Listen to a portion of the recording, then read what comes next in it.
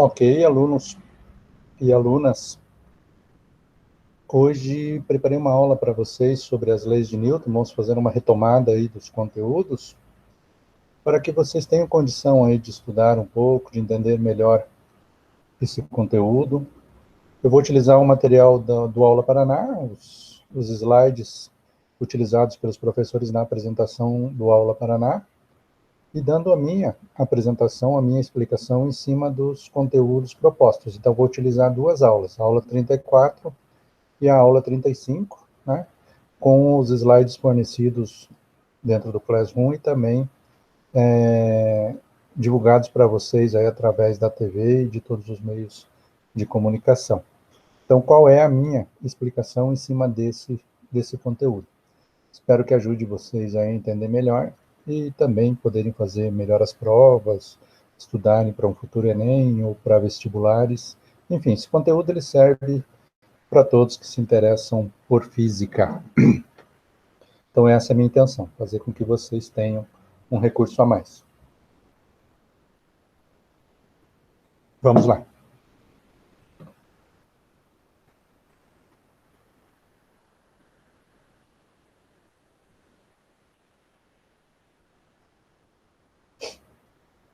Bom, iniciando aqui, deixa eu voltar aqui para o início. Vou utilizar os slides aqui produzidos pelo professor Gustavo. Ele é um dos professores que apresenta o Aula Paraná.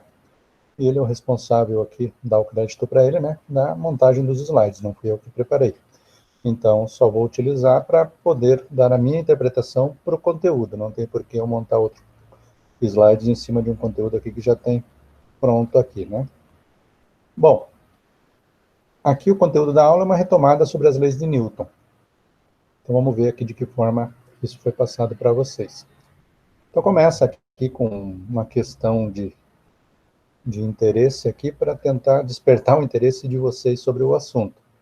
Então, as partículas desbastadas mediante um rebolo são projetadas tangencialmente por causa de, né? Então, aqui eu tenho aqui um aparelho, ele está girando aqui e lixando um metal aqui, ó. Aqui dá para perceber bem na figura.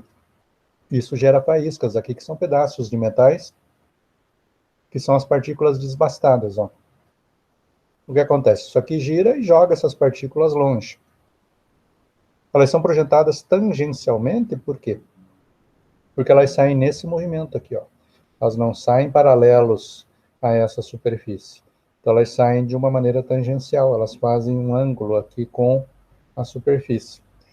E por que isso acontece? Por que elas não saem reto, né? Por que todas elas não saem reto aqui? Por quê? Porque nós temos um giro causado aqui, né? Então, a tendência é que isso siga a mesma trajetória indicada pelo giro dessa lixa aqui, ó.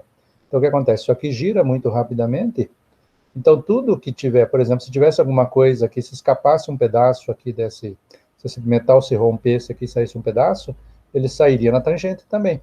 É como uma pessoa sentada num carrossel, né? Então, se de repente ela se distrair e ela for jogada para fora do carrossel, ela é jogada pela tangente também. Por quê? Porque ela tende a continuar o mesmo movimento aqui, ó. Então, essa tendência de continuar no mesmo movimento é o que a gente chama de inércia, lá na primeira lei de Newton, né? O que é a inércia? A tendência que todo corpo tem a permanecer na mesma situação que se encontra, desde que uma força não haja sobre ele. Então, o que acontece? Aqui, como a força é aplicada nesse sentido, o que acontece? Eles vão sair na mesma direção do movimento dessa roda que gira aqui, na tangente, tá ok? Então, a resposta aqui é a inércia. É um exemplo assim meio, não dá muito para você visualizar, né? Mas pensar, por exemplo, um carro que faz uma curva. Por que uma pessoa é jogada, se a curva é para a esquerda, a pessoa é jogada para a direita? Porque ela tende a continuar no mesmo movimento em que ela vinha. Ou a força é feita sobre o carro, não sobre a pessoa. Aqui é a mesma coisa, né? Então, a força, ela é feita aqui sobre o metal e vai lançar essas partículas na tangente, porque elas tendem a continuar esse movimento, que elas estão escapando dessa roda aqui, né? São partículas que escapam dessa lixa aqui e acabam seguindo a mesma trajetória, tá ok? Então, a inércia ela fica caracterizada nesse sentido aqui, nesse exemplo. Então, aqui um outro exemplo. Aqui ele quer falar sobre a terceira lei de Newton. Então, lá foi sobre a primeira, no primeiro exemplo. Nos tempos áureos, vovó Júlia Glade foi uma bela caçadora. Ela fez a seguinte afirmação em conversa com sua neta. Quando atirava com uma carabina, a força de recuo que a arma exerce contra meu ombro era menor do que a força que impulsiona a bala. Então, quando você tem uma arma muito potente, né, você tem que apoiar ela no teu ombro. Quando o tiro sai pelo cano da arma, a força é feita para frente. O que acontece com a arma? Ela dá um recuo para trás.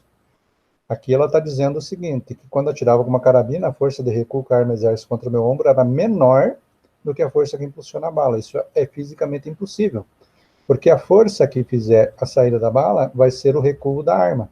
Então, quanto mais força eu tiver aqui, mais força eu vou ter aqui, mas as duas vão ser sempre iguais.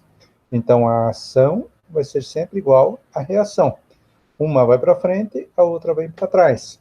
Então, a terceira lei de Newton diz o seguinte, que a ação e reação é um par de forças de mesmo valor, só que opostos, né? Então, eles têm a mesma direção, mas sentidos opostos. As duas vão sair nesse sentido da arma, mas uma vai para frente, a outra vem para trás no mesmo valor. Então, ela não é menor, ela é igual. Então, pela terceira lei de Newton, essa afirmação está errada. É a questão de ação e reação. Então, é importante que vocês tenham bem diferenciado, né? A primeira lei de Newton, ela trata sobre a inércia. A terceira lei de Newton, ela trata sobre ação e reação, que é o par de forças, que tem o mesmo valor, eles atuam na mesma direção, porém sempre em sentidos contrários. Um jogador de bolão, então aqui tem um exemplo, né, algo parecido com o boliche, dispara uma bola de modo usual. Enquanto ele impele a bola, empurra a bola, esta tem aceleração na mesma direção e no mesmo sentido da força resultante que age na bola. Podemos julgar que esta afirmação está...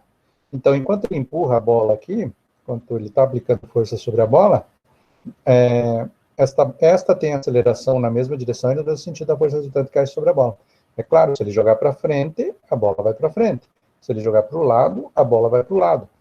A força resultante, ela vai ter sempre o mesmo sentido e a mesma direção da força aplicada aqui sobre a bola. Então, ó, enquanto ele impele a bola, esta tem aceleração na mesma direção e no mesmo sentido da força resultante. Então, você não vai ter como ter uma aceleração para trás se a bola está sendo empurrada para frente. Então, a aceleração ela vai ter sempre o mesmo sentido da força. Então, o que a segunda lei de Newton diz? Que força é massa vezes aceleração. E a aceleração vai ter sempre o sentido da força aplicada. Se eu empurro algo para a esquerda, ele se move para a esquerda. Então, a velocidade dele aumenta para a esquerda. Se eu empurro algo para a direita, a velocidade aumenta para a direita. Aqui é o mesmo caso. Se eu aplico força sobre a bola para frente, ela vai aumentar a velocidade para frente. Se eu empurro ela para trás, ela aumenta a velocidade para trás. Se for para parar, a mesma coisa. Então, esta afirmação aqui, ela está certa. Ó. A aceleração, ela tem resultado na mesma direção e no mesmo sentido da força resultante que age na bola. Tá ok? Então, essa questão aqui trata da segunda lei de Newton, essa aqui da terceira e essa da primeira. A respeito das leis de Newton, que fundamentam a mecânica, assinale o que for correto. Quanto maior a massa de um corpo, maior será a sua inércia. Isso a gente já discutiu em aulas anteriores, até mesmo que eu gravei, né? Então, se você tem massa muito grande, precisa de muita força para mover. Por quê? Porque o corpo tem muita inércia, ele tende a continuar em repouso. Tá ok? A toda força de ação corresponde uma reação da mesma intensidade. A toda força de ação corresponde uma reação de mesma intensidade, mesma direção e mesmo sentido. Então tem que tomar cuidado aqui, ó. Mesma intensidade, ok. Mesma direção, ok. Mesmo sentido, não. Sentidos contrários. Essa é a terceira lei de Newton. Então, a toda força de ação corresponde a uma reação de mesma intensidade, ok. Mesma direção, ok. Mas sentidos opostos. Então, isso daqui está errado. Essa afirmação aqui está errada. Uma questão da Universidade Estadual de Ponta Grossa. Tá ok? Então, tem que tomar cuidado, que às vezes é uma pegadinha. Então, é uma definição aqui que fica, na primeira vista, parece que está certo, mas não está. O problema é esse mesmo sentido aqui, tá ok? É o caso lá da arma da vovó lá, né? Se a bala vai para frente, a arma vem para trás. Então elas têm a mesma direção, mas sentidos opostos. Um para a direita, outro para a esquerda. Entre ou trás, tanto faz.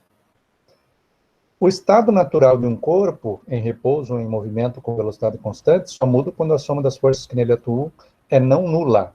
Então, para você tirar um corpo do repouso, ou para mudar a sua velocidade se ele estiver se movimentando, você só vai conseguir isso aplicando uma força que seja diferente de zero, ou seja, não nula. Então, isso aqui é correto, tá ok? Então, eu só consigo movimentar um corpo, mudar a sua velocidade, a partir do momento que eu aplico uma força diferente de zero sobre ele. Primeiro, a lei de Newton. Então, o corpo só sai do seu estado natural se todas as forças que agirem sobre ele, se o somatório de todas as forças que agirem sobre ele, forem diferentes de zero. A soma das forças que atuam em um corpo é nula se ele estiver em repouso, verdade? Então, se eu somar todas as forças que caem sobre um corpo, mas a força resultante for nula, ele vai continuar em repouso. Imaginem duas pessoas que puxam uma corda, uma para a direita, outra para a esquerda. Então, uma está numa ponta, outra está na outra. Se as duas aplicarem a mesma força sobre a corda, os dois permanecem no mesmo lugar. Um só vai ganhar se puxar com maior força, tá ok? Então, enquanto as forças se anularem, a tendência é que o corpo continue na mesma condição. Também, primeira lei de Newton. Julgue as assertivas, as afirmativas abaixo, né? A respeito das leis de Newton, se são verdadeiras ou se são falsas, né? E daí teria uma resposta aqui. É possível haver movimento na ausência de uma força? É possível haver movimento na ausência de uma força? É possível. Por quê? Porque o corpo se move com a velocidade constante, a resultante das forças sobre ele é zero. Mas ele tem movimento, ele está com velocidade constante. Então, se o corpo se move sempre com a mesma velocidade, a resultante das forças sobre ele é zero. Mas ele continua em movimento. Então, eu tenho ausência de força resultante sobre ele. Então, essa questão aqui é verdadeira. Ok? Primeira lei de Newton. É possível haver força na ausência de movimento? Sim. Por exemplo, se você empurra um objeto muito pesado e você não consegue tirar ele do lugar, você está aplicando força. Mas só que ele continua imóvel, tá? Por quê? Porque ele anula a tua força aplicada. Você empurra com uma força, você tenta erguer ele com uma força, ele aplica a mesma força sobre o teu corpo e você não vai conseguir tirá-lo do lugar, enquanto essas duas forças forem iguais. Uma anula a outra. Se você puxa ele para cima, ele puxa você para baixo. Então, os dois continuam no mesmo lugar. Se você empurra para a direita, ele te segura para a esquerda. Então, continua no mesmo lugar. Tá ok? A força que impulsiona um foguete é a força dos gases de escape que saem da parte traseira do foguete, à medida que o foguete expele os gases para trás. Terceira lei de Newton. À medida que os gases são expelidos para trás, o foguete sobe, né? Então, o gás vem para baixo, o foguete vai para cima, com a mesma força. Por isso que ele precisa de muito combustível para atingir a atmosfera, tá ok? Então, isso daqui é verdade também. Então, obedece à terceira lei de Newton. Um par de forças de ação e reação sempre atua no mesmo corpo. Isso é falso, porque quando eu aplico forças sobre um outro corpo, eu aplico a ação. O outro corpo vai receber a reação. Então, não é sobre o mesmo corpo. O par ação e reação, ele sempre aparece. Mas a ação é sobre quem pratica e a reação é sobre quem sofre a ação da força. Tá ok? Então, não é no mesmo corpo. São em corpos separados. Vamos para frente. Aqui já é cálculo, aqui vai ter que usar um pouco mais de análise, né? Então, no sistema da figura, os corpos A e B têm massas, respectivamente, 5 e 15. Então, esse aqui 5 kg, esse aqui 15 kg. A superfície onde B se apoia horizontal é perfeitamente polida. Então, aqui é liso, tá? Aqui não tem atrito. Sempre que um problema falar que é perfeitamente liso ou perfeitamente polido, é porque você está desconsiderando o atrito. O fio é inextensível, ou seja, ele não vai interferir no processo também estou desconsiderando ele. É uma situação ideal, né? Claro que, na realidade, eu tenho que considerar essas situações. Qual a aceleração do sistema e o módulo de tração do cabo? Então, eu estou supondo, ó, se não tem atrito, o de 5 vai puxar o de 15 aqui, tá? Então, ele vai conseguir, mas o de 5 não puxa o de 15. Eu estou dizendo que não existe o atrito, então o de 5 pode puxar o de 15 aqui perfeitamente. Uma aceleração pequena, mas pode puxar, tá ok? Mas isso, como eu não estou considerando o atrito, o resultado ele pode ser surpreendente. Considere a aceleração da gravidade igual a 10, né? 10 metros por segundo ao quadrado, que é a aceleração da gravidade que vai puxar esse bloquinho A aqui, tá? Então, eu estou considerando que a gravidade puxa ele. Aqui já está as respostas, mas o importante é como chega nessas respostas, tá? Veja bem. Então, ele decompõe o sistema. Então, o mesmo desenho está aqui. Só tem um erro aqui que eu observei, que aqui está, ó. Aqui tem 5 quilogramas. Então, o peso desse bloco A não pode ser 150, tá? Esse peso, na verdade, seria referente ao bloco B, que não interfere no problema. Então, aqui só um ajuste. Esse peso de A aqui é 50, na verdade. Que, na verdade, só está errado aqui, ó. Só está errado no desenho. No cálculo aqui ele está certo, ó. Onde aparece peso de A, ele está aparecendo 50 aqui. Então, só vou, de novo, observar. Aqui é 50 newtons o peso de A. O que é o peso? O peso é a massa vezes a aceleração da gravidade. Então, voltando aqui, ó. A massa dele é 5, vezes 10, que é a gravidade. 5 vezes 10 vai me dar o peso, que é 50. Tá ok? Então, só o errinho da transparência. Deve ser na hora de digitar lá, a pessoa que digitou se precipitou. Bom, o que interessa aqui é entender o que está acontecendo. Então, pensando aqui que é 50, tá ok? Se eu olhar só o bloco B, o que vai acontecer com ele? Ele vai ser puxado pelo fio. Quando esse aqui cair, ele vai acabar puxando o bloco B. Como não tem atrito ao contrário, a única força que vai agir sobre ele é a tensão aplicada pelo fio. Por isso, T aqui, ó. Ter tensão ou tração, tanto faz. Quanto que vai valer essa tensão? O que é a força? É massa vezes aceleração. Então, essa tensão vai ser a massa de B vezes a aceleração que ele sofreu, segundo a lei de Newton. Então, força igual a M vezes A. A força é T, tá aqui, ó. T igual massa do bloco B, tá aqui, vezes a aceleração que ele sofreu. Então, isso aqui é uma aplicação da segunda lei de Newton. Então, o que vai acontecer com ele é que ele vai ser puxado por uma tração. Quanto vale essa tração? Massa de B vezes A.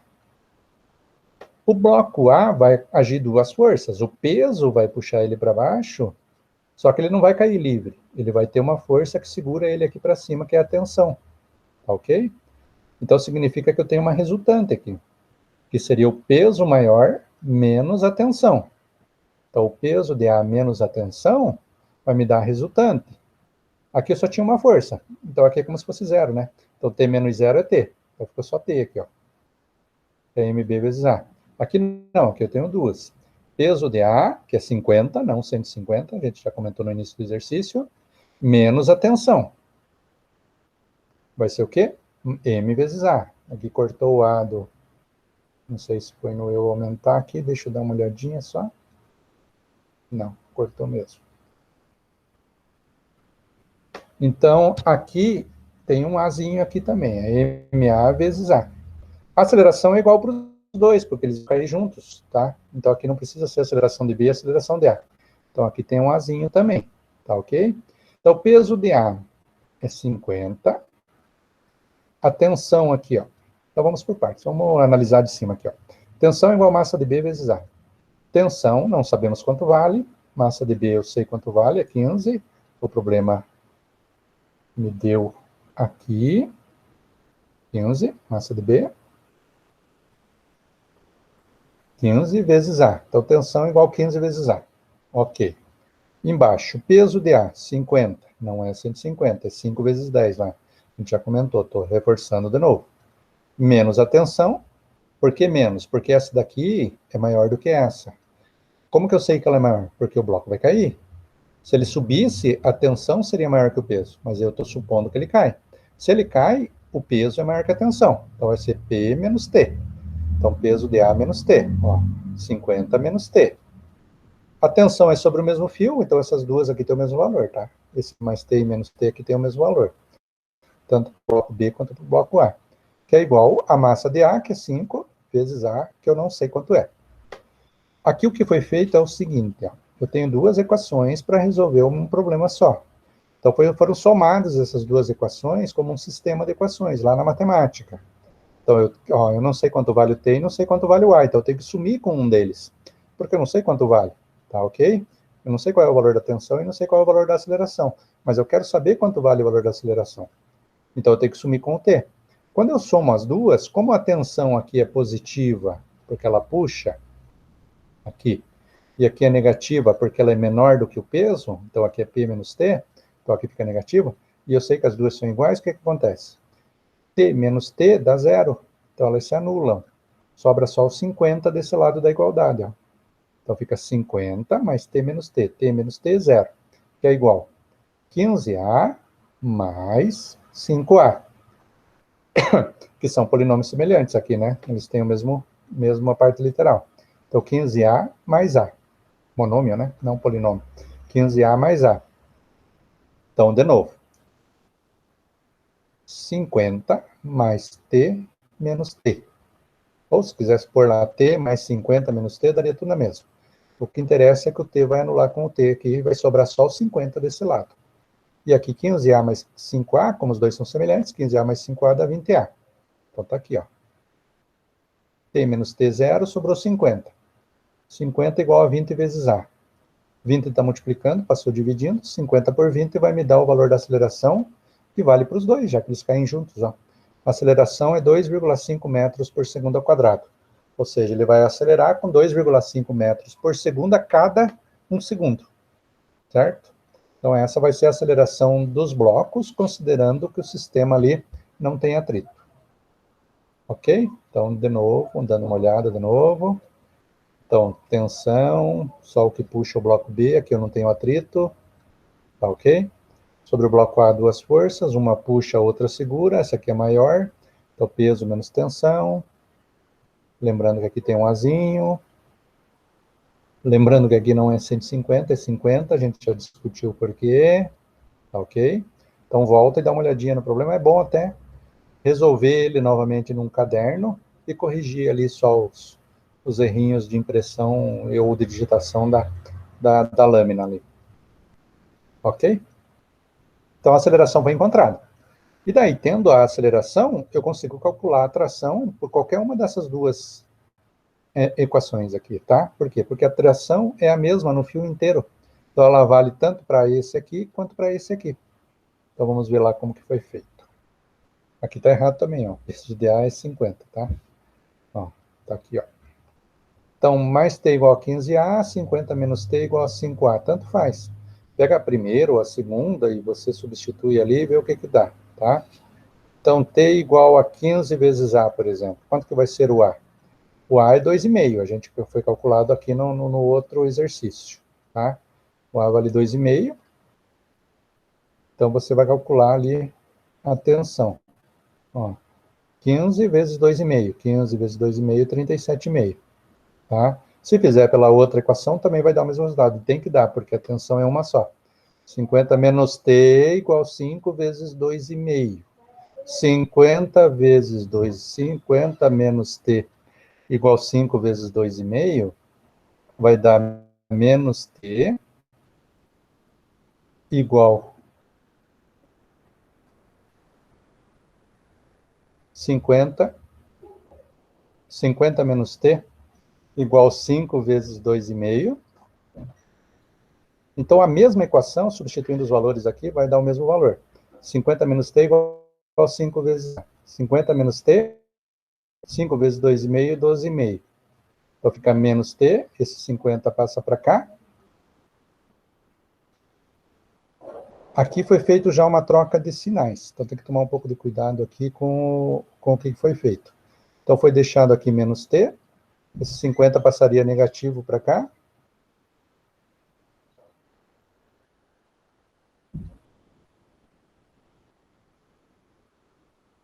O que dá os dois negativos no final aqui, multiplica por menos 1, né?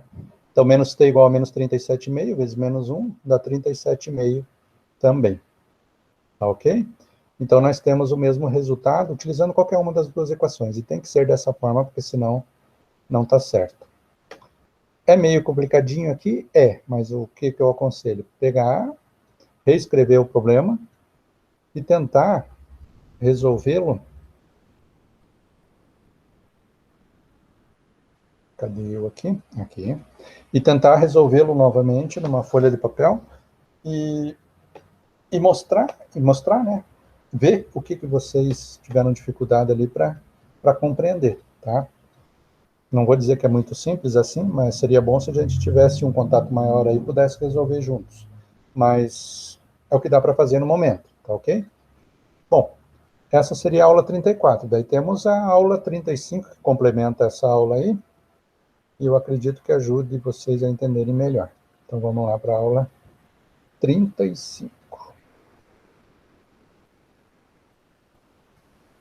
Também foi dada pelo professor Gustavo, lá no Aula Paraná. Quem assistiu vai lembrar. É uma retomada também aqui, ó, sobre as leis de Newton. Então, está fazendo uma revisão geral, né? Dados as afirmativas abaixo, classifique como certa, errada e possivelmente certa.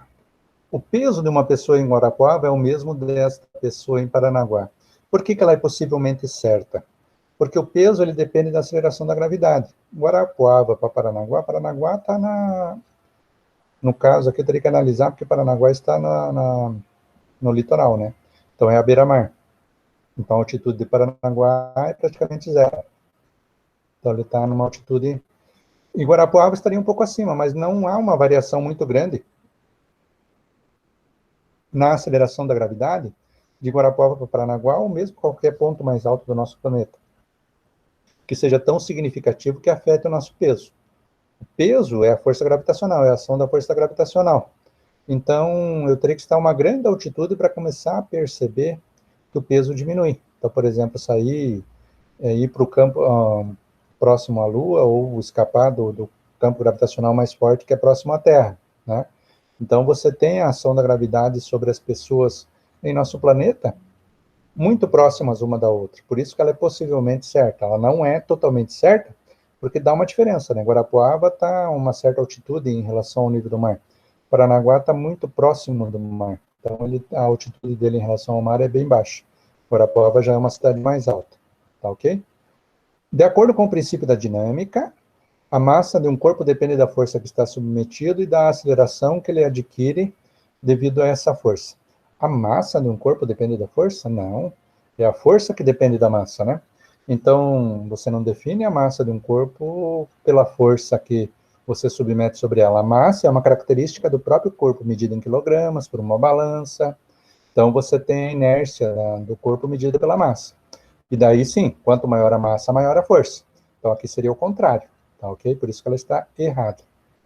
Sendo nula a resultante das forças exercidas em um corpo, sendo nula a resultante das forças... Então, se não existirem... Se a resultante de todas as forças que caem sobre um corpo for igual a zero, ele só pode estar em repouso. Não, ele pode estar em movimento com velocidade constante. Já falamos sobre isso na aula anterior, ali na aula 34, onde a gente viu vários exemplos. Então, sempre que a resultante das forças exercidas sobre um corpo é nula, eu tenho duas condições para ele. Ele pode estar em repouso ou sempre com a mesma velocidade. Então, por exemplo, o motorista que está lá dirigindo seu carro e não acelera e não freia, e o carro vai sempre na mesma velocidade. Só vai mudar a velocidade a partir do momento que a resultante das forças for diferente, se ele pisar no freio ou no acelerador. Tá ok? Dadas as afirmativas abaixo, também, mesma coisa. Um atleta arremessa um dardo, a força de ação é mais intensa que a força de reação. Já nem vou discutir, né? Esse é mais intensa. Ação é sempre igual à reação. Tá ok? Terceira lei de Newton. Não tem mais intensa nem menos intensa. Tá ok? Então, a terceira lei de Newton, ela diz, ação e reação é um par de forças, onde um age sobre um corpo, outro age sobre outro corpo, né? Que tem a mesma direção, porém em sentidos contrários. Então, guardar já na cabeça. A ação vai ser sempre igual à reação. Tá ok? O que vai ser diferente é que se uma for para frente, a outra é para trás, se uma for para a direita, a outra para a esquerda, se uma for para cima, a outra é para baixo, e assim vai. Tá? Mas as duas têm sempre o mesmo valor. Newton, N, unidade de força definida com base nas unidades metro, segundo e quilograma. F, força, é massa vezes aceleração. Tá? Massa é medida em quilogramas, e a aceleração é dada em metros por segundo ao quadrado. Né? Então, você tem unidade de medida de distância, de tempo e de massa. Isso aqui está correto. Aqui um exercício que envolve polias. As polias são sistemas mecânicos que servem para multiplicar a força. Então, por exemplo, com um sistema de polias, você consegue erguer grandes pesos, grandes massas aqui, utilizando forças bem menores. Tá ok? No Porto de Santos, isso aqui é uma questão de vestibular. No Porto de Santos, existe um guindaste para descarregar containers. Sabendo-se que o mesmo possui um esquema de polias, conforme a figura, e que a máxima força que o motor faz no cabo de 450 kg força, então a força que vai ser aplicada aqui sobre esse motor, sobre o cabo, é de 450 kg força, que é uma outra unidade para medir força. Determine o peso máximo que esse container pode ter para que o guindaste possa levantá-lo, despreze o atrito. Então, o que acontece com as polias aqui? Ó? Quando você tem uma polia, a força é dobrada. Quando você tem duas, ela se multiplica por 4. Quando você tem 3, e assim vai, né? Então, ó, 2, 4, 8, 16, 32. Ela vai dobrando cada vez que você coloca uma polia. Então, o dobro, quádruplo, 8 vezes mais, 16 vezes mais, 32 vezes mais. Nesse sistema aqui, tá? Nessa forma, nesse arranjo aqui. Então, o motor tem 450 kg força de transmissão para o cabo. Então, o que vai acontecer? É o que está dizendo aqui, ó. A tensão vai ser o peso sobre 2 elevado a n. 2 elevado a n é essa questão do dobrar, né? Se eu tiver uma polia, vai ser 2 elevado a 1, é o dobro. Se eu tiver duas polias, vai ser 2 elevado ao quadrado. 2 elevado ao quadrado é 4. Quantas polias eu tenho aqui? 1, 2, 3, 4, 5. Então, o n vale 5. Então, 2 elevado à quinta é 32 vezes mais. Então, o peso que esse motor pode erguer, ele vai ser o quê? De 32 vezes a força que ele aplica. 32 vezes 450. O que vai me dar aqui 14.400 kg força. Ou seja, ele vai poder erguer uma massa de 14.400 quilos, que o quilograma força é a força aplicada sobre cada quilograma, tá ok? Então, a massa de 14.400 quilogramas. Veja, com o motor, que teria uma força sozinho para erguer só 450 quilogramas. Então, se eu tivesse aqui só um cabo, sem polias, puxando alguma coisa, eu não conseguiria nem ia arrebentar o cabo e não tiraria o container do lugar. Mas devido aqui ao sistema de polias que foi colocado aqui, ó, então, ó, eu vou repetir aqui, ó, 2 elevado a n. O n é o número de polias, tá? 2 elevado a quinta é 2 vezes 2 vezes 2 vezes 2 vezes 2, né? Então, 2 vezes 2, 4, vezes 2, 8, vezes 2, 16, vezes 2, 32. Então, uma polia, 2 elevado a 1. Duas polias, 2 elevado ao quadrado. 3 polias, 2 elevado ao cubo. 5 polias, 2 elevado à quinta. Se tivesse mais polias aqui ligadas nesse cabo, fazendo o levantamento, eu estou considerando esses aqui, né? Eu teria mais força multiplicada. Uma das modalidades esportivas em que nossos atletas têm sido premiados em competições olímpicas é do barco à vela. Então, aqui é uma situação em que o barco tem 100 kg, o velejador tem 60, eles saem do repouso, se deslocam sob a ação do vento e movimento uniformemente acelerado, ou seja, a velocidade vai aumentando aos poucos. Então, aqui eu não tenho primeira lei de Newton, eu tenho segunda lei de Newton, eu vou ter aceleração, até atingir a velocidade de 18 km por hora. Então, a situação é a seguinte. A partir desse instante, passa a navegar com velocidade constante. Se o barco navegou 25 metros até chegar aos 18 km por hora ali, né? Em movimento uniformemente acelerado, qual é o valor da força aplicada sobre o barco?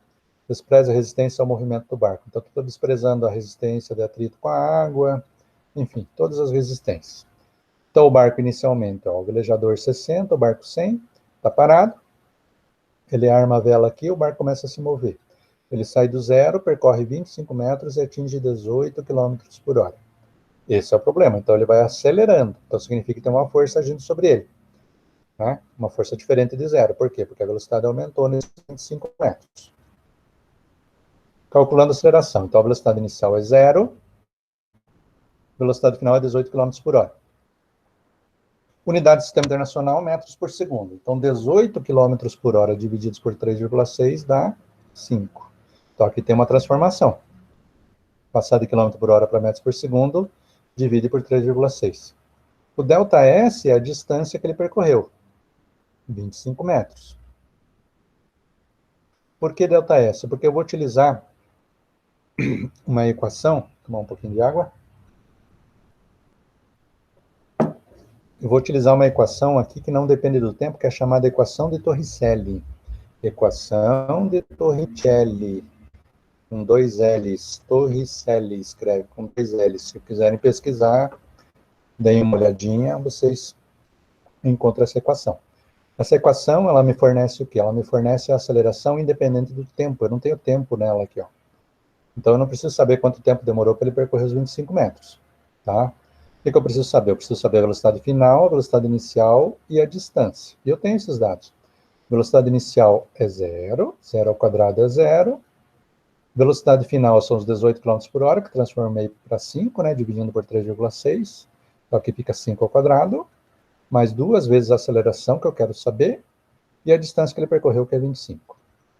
Então, 5 ao quadrado igual 0 ao quadrado, velocidade inicial, isso aqui é V0, não é VO. V0 ao quadrado, velocidade inicial ao quadrado é 0, velocidade final é 5. 2 vezes a aceleração, e a distância é 25. O 2 é da fórmula, tá? Ah, da onde saiu esse 2? Esse 2, ele pertence à própria fórmula. Sempre vai ter. 2 vezes 25, 50. 0 ao quadrado é 0, some. Então, aqui só vai ficar 50A desse lado. 5 ao quadrado, 5 vezes 5, 25. 50 multiplicando passa dividindo, 25 dividido por 50 dá meio. 0,5 metros por segundo ao quadrado. É a aceleração. E daí a segunda lei de Newton me dá a força. Só que eu não posso esquecer que a massa aqui, como o velejador aqui, o cara aqui que está velejando, o navegador, ele tem 60 kg, a massa dele vai interferir, né? Porque é muito próxima da do barco, porque eu tenho que somar as duas, tá? Então, essa massa aqui vai ser a massa total, ó, do barco mais a do velejador, tá? 100 mais 60, tá ok? E a aceleração que foi calculada aqui, que é meio. Então, a força que agiu sobre o barco foi de 80 newtons nesses 25 metros. Então, 100 mais 60, barco mais velejador, vezes a aceleração que foi calculada pela equação de Torricelli aqui. V0, velocidade inicial, velocidade final 18, divididos por 3,6 é 5, ΔS, distância que o barco percorreu. Substitui na equação de Torricelli, sai a aceleração. Também é bom refazer no caderno, numa folha de papel, enfim. Refaz, assiste de novo e refaz. Mais uma vez a vovó Jurgleide aqui, deve ser a vovó do professor que fez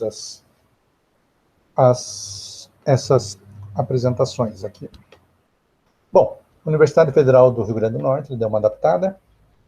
Vovó se desloca com seu Fusca com uma velocidade de 54 km por hora. Então, já lembro, né? 54 km por hora, já vou ter que dividir por 3,6 para fazer os cálculos. Quando a 18 metros, ela vê sua amiga, tudo que não tiver em metros tem que mudar, tá? Aqui tem quilômetros e hora. E o tempo também aqui, ó, segundo. Então, por isso que eu divido por 3,6. 18 metros, ok, fica a mesma coisa. Ela vê sua amiga de meta atravessando a faixa de pedestre, imediatamente ela freia com a esperança de não atropelar sua amigucha até parar seu veículo. Sabendo que o coeficiente de atrito entre o carro e o asfalto é de 0,75, isso aqui é mi estático, isso aqui é uma letrinha grega. Quanto maior esse valor, mais atrito tem aqui. Então, por exemplo, se isso aqui fosse uma... Se o asfalto tivesse molhado, com certeza esse mi seria menor. Tá? Por quê? Porque é mais difícil frear um carro no asfalto molhado. Tá? Quanto mais liso, menor é esse valor aqui. Tá ok? Então, isso aqui vai me definir a força de atrito. A vovó salvou sua amiga do incidente a tempo? Vamos ver, porque aqui eu vou ter que considerar a força de atrito, tá ok? Então, calculando a aceleração. Então, o que age sobre o carro? Ó, eu vou ter uma força que empurra o carro para a direita e tem a força de atrito que segura ele para a esquerda. Então, eu vou ter uma resultante de forças. Tá? Então, a força, esse F aqui, a força resultante, vai ser a massa do carro vezes a aceleração. Mas eu tenho uma força de atrito. O que é a força de atrito? A força de atrito é mi vezes a força normal. O que é essa força normal? A força normal é, vamos dizer assim, a força que a gente faz sobre o chão quando estamos parados. tá? Quando estamos parados, a normal é igual ao peso. Então, ela sempre vai ser igual ao peso, que é m vezes g. Então, esse n aqui, ó, pode ver que aqui ela aparece, ó, m vezes g. Então, o F é igual à força de atrito. Força de atrito é μ vezes a normal. O μ foi fornecido, 0,75. Vezes a normal. Quanto que vale a normal? A normal vale o peso, que é m vezes g. O peso do carro vezes a gravidade. Quanto que é o peso do carro lá? A massa do carro, desculpe. Não temos a massa do carro, então ela vai ser eliminada no próprio problema, tá ok? Então aqui, a normal é igual ao peso, que é m vezes g. Então a força de atrito vai ser igual a massa vezes a aceleração. Menos a força de atrito vai ser igual a massa vezes a aceleração. O que nós vamos ter aqui? O F menos a força de atrito, que é igual a massa vezes a aceleração. Força de atrito é μ vezes a normal, que é igual a massa vezes a aceleração. A normal é m vezes g. Então, o que acontece? Aqui no lugar da normal, nós colocamos m vezes g, que vai ser igual a m vezes a. Ó, esse lado da equação aqui, o F, ele se tornou isso aqui, ó. μ vezes a normal. Vezes a normal, que é m vezes g, tá? Então, o m vai cancelar com o m aqui. Vai ficar menos μ vezes g, que é a. Então, eu não preciso da massa do carro, ó. Porque se o m está aqui e está desse lado, quando eu puxo ele para cá, ele dividido por ele vai dar 1. Então, eu cancelo m com m. O que sobrou? Menos μ vezes g igual a. Quanto que é μ? 0,75. Menos. Vezes g, que é 10, aceleração da gravidade. 0,75 vezes 10 vai dar uma aceleração de menos 7,5 metros por segundo ao quadrado. Tá ok? Então, nós temos uma resolução em cima das forças que agem sobre o carro. Tá? Então, vamos revisar aqui. Ó. Segundo a lei de Newton, força resultante é massa vezes aceleração. A força resultante é a força de atrito, tá? Que age sobre o carro aqui. Ó. O problema não me deu quanto ele vem de força ali. Isso eu vou saber depois, tá? Calculando as velocidades ali. Então, a força resultante sobre o carro é o atrito que vai pará-lo para que ele não atinja lá a vovó, tá? Então, eu preciso que essa força de atrito pare o carro nesse tempo, tá? Então, a força resultante vai ser a própria força de atrito. A normal é o peso, que é m vezes g. Então, no lugar desse n aqui, vai m vezes g, ó.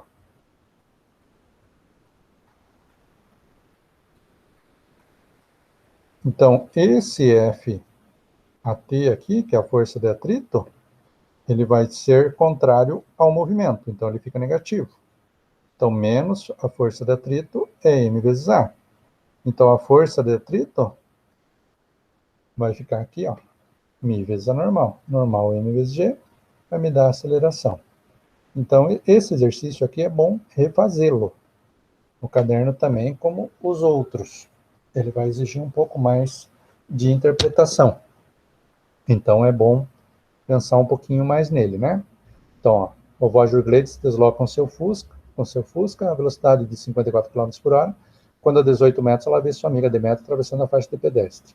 Ela freia com a esperança de não atropelar sua miguxa até parar seu veículo. Então, eu tenho aqui o coeficiente de atrito entre o carro e o asfalto. E ele quer saber se a vovó salvou sua amiga do incidente a tempo.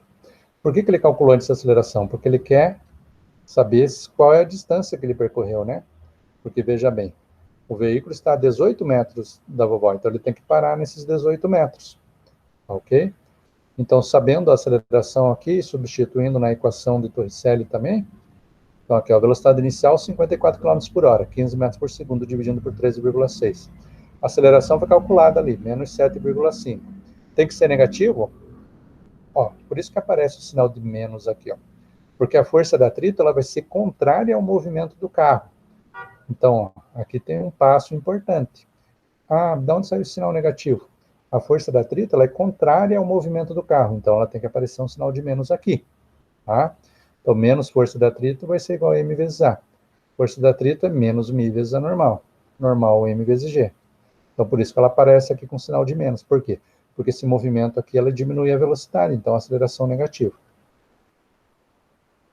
Então aqui, velocidade de 54 km por hora, dividido por 3,615, aceleração negativa de 7,5, substituindo os valores. O carro tem que parar, a velocidade final tem que ser zero, né? Se você colocar um valor de velocidade aqui, você vai atropelar a vovó. Então aqui o V tem que ser zero, a velocidade inicial 15, aceleração 7,5 negativo. Substituindo os valores, o 2 aqui é da fórmula, já falei isso. 15 ao quadrado, 225, 2 vezes 7,5 menos 15. 225 passa para cá negativo, os 2 ficam negativo. Na divisão negativo por negativo, ou positivo por positivo, aqui vai dar uma distância de 15 metros. Como ela está a 18, a amiga Demétra está salva por enquanto. Ok? Então, nós temos aqui uma situação que é bem interessante, né? Porque aqui você vai ter que lembrar o que é a força de atrito. Eu vou insistir mais um pouco aqui, porque nós não falamos sobre a força de atrito, né? Então, a força de atrito é μ vezes a normal. O que é o μ? O μ é o coeficiente de atrito. Quanto mais liso for a superfície, esse μ é menor. O maior valor que ele pode assumir é 1, tá? E daí ele fica igual à força normal, que é quando um corpo está parado sobre o chão, tá?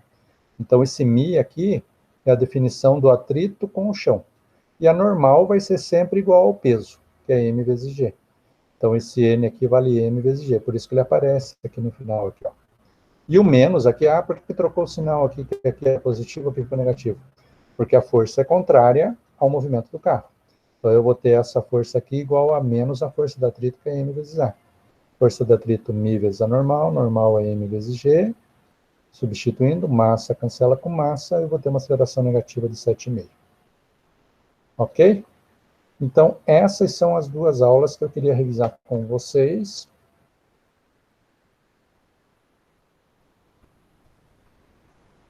E os assuntos, né? As 3 leis de Newton, aplicada aí a algumas situações de problemas também.